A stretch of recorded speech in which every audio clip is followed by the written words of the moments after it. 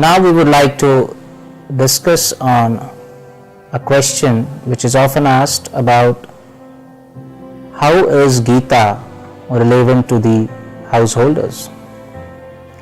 Generically speaking, it is a notion that any spiritual scripture of the stature of Srimad Bhagavad Gita is to be studied by the renunciates or those who are not living in the society as householders. Why should that be? In fact, the Bhagavad Gita spoken by the Supreme Lord Shri Krishna and the only one and most important audience was Arjuna, and he happened to be a householder. In fact, after Arjuna heard the Bhagavad Gita, he never renounced, rather than he was actually intending to renounce prior the Supreme Lord explained the principles of Bhagavad Gita. So when Arjuna got engaged in positive activities after hearing the Bhagavad Gita, he was enlightened and inspired to do his duty after hearing the Bhagavad Gita. Then how can we say that Bhagavad Gita has no relevance for the householders? In fact, Srimad Bhagavad Gita explains you how to lead a life in whatever stature of life you are. May it be a student's life, a householder's life, or a retired life, and beyond everything, a renunciate life.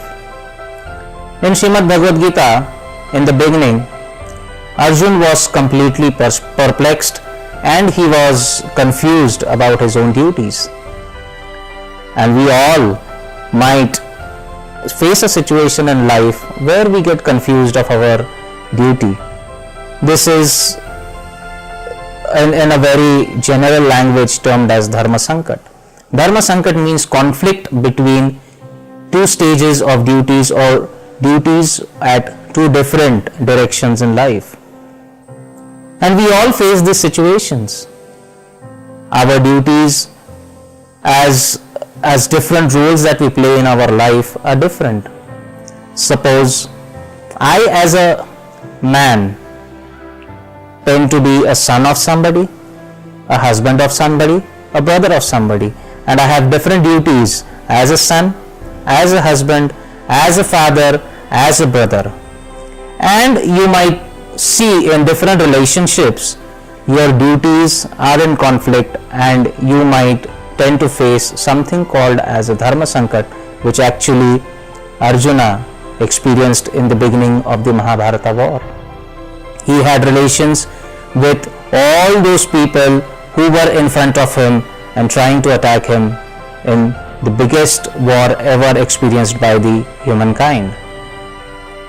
So it's a very similar situation that anybody and everybody in this world would really go into. And then what did Bhagavan Sri Krishna instruct Arjuna to do? He never instructed Arjuna to do something which is beyond his capacities or which are transgressing his duties in that specific role.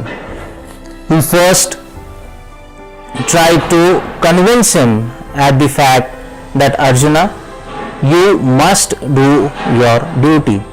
People in general limit their whole understanding of Bhagavad Gita as a science which tells you to do your duty, but they tend to ignore that it doesn't only inspire you to do your duty but actually inspires you to do your duty in the right perspective, in the right way, and avoid false activities.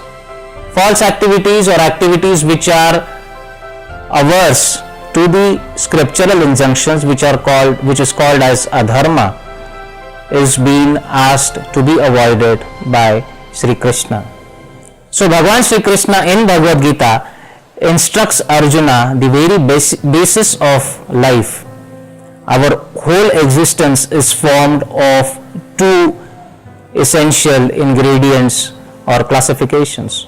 One is the spiritual part, the spirit soul that resides in this material body, and then the material body which actually plays different roles in this worldly life. On the basis of our body, we misidentify ourselves. The body keeps on changing, the roles of the body keep on changing. I was a small boy a couple of decades ago, then I grew up, then in future I would again grow up. My body will go on growing up, and then a day will come that this will bewilder and I have to leave the body. Even medical science accepts that the constitution of our body changes at each and every moment of time. So this body is subjected to change at every point, but the self in the body is unchangeable. Our duties might change and confuse us in different periods of our life, but we ourselves don't change.